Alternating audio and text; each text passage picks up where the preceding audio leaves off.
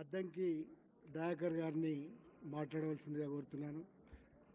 మనం తమిళనాడు నుంచి వచ్చిన ఒక ఎంపీనే కొంత కంట్రోల్ చేసినట్టుగా మిత్రులు ఫీల్ అవుతున్నారు.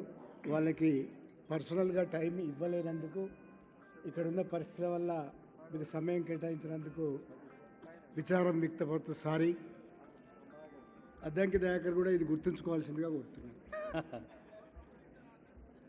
ఇప్పుడు నా సమస్య ఏంటంటే ఇక్కడికి వచ్చి మాట్లాడకపోతే బ్రేకింగ్ అవుతుంది. కానీ గద్దరన్నను ఆవహించుకోవడానికే మర్చిపోతున్నామేమో అనడానికే ఈ మీటింగ్లో నేను కూర్చోవడానికి ఎక్కువ ఇష్టపడ్డా. గద్దరన్న గురించి నేను మాట్లాడాల్సిన అవసరం లేదు, ప్రపంచం మాట్లాడుతుంది. కానీ ఒక ప్రకటన అయితే చేయాల్సిన అవసరం ఉంది. ఎందుకంటే నేను రాజకీయ నాయకునిగా ఉండి నటునిగా మారడానికి కారణం గద్దరన్న కాబట్టి. నేను నటించిన సినిమా ఇండియా ఫైల్స్ అనేది మూల కథ తను కావడం అనేది మీ అందరికీ ఒక ప్రకటన చేయాలనే ఉద్దేశంతో నేను ఇక్కడ మాట్లాడుతున్న మిత్రులారా.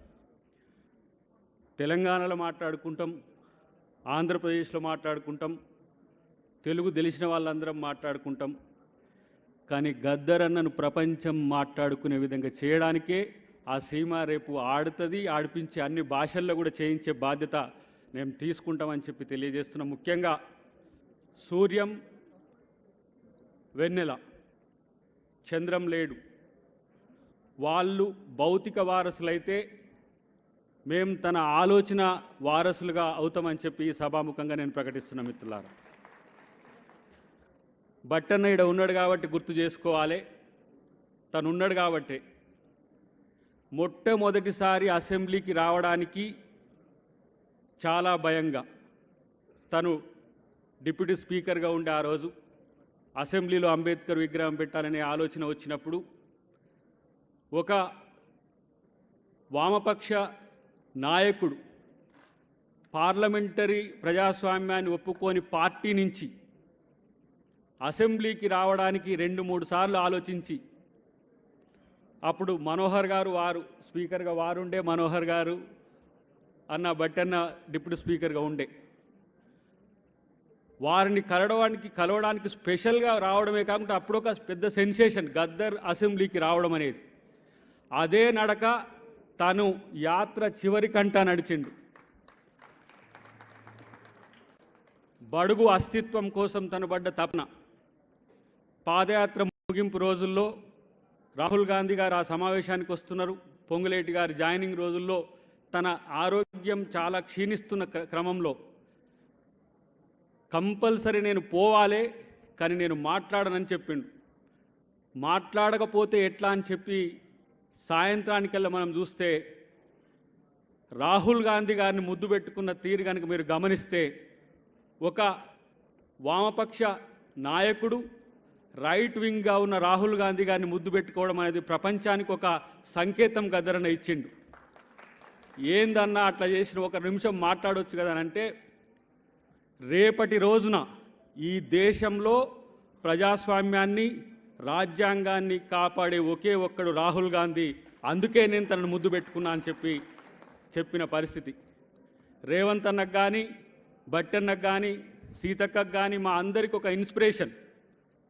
తను రెవల్యూషనరీ లీడర్ కావచ్చు కాక, మేము కాంగ్రెస్ పార్టీగా ఉండొచ్చు కాక, ఏ రోజు మమ్మల్ని వేరుగా చూడని పరిస్థితి.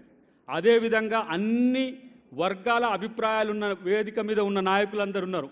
వాళ్ళందరికీ కూడా ఆత్మీయుడిగా ఉన్న ఒకే ఒక్కడెవరు అని అంటే అది గద్దర్. కాబట్టి ఇవాళ ఇంతమందిమి పార్టీలకు అతీతంగా, కులాలకు అతీతంగా, మతాలకు అతీతంగా మనం ఈరోజు కలుస్తున్నామంటే ఒక గద్దర్తోనే సాధ్యమవుతుందనే విషయాన్ని నేను చెప్పడానికే నేను ఈ సమావేశంలో నేను మాట్లాడే అవకాశం తీసుకున్న మిత్రులారా. చివరిగా ఒక్క అంశం చెప్పి నేను ముగిస్తా.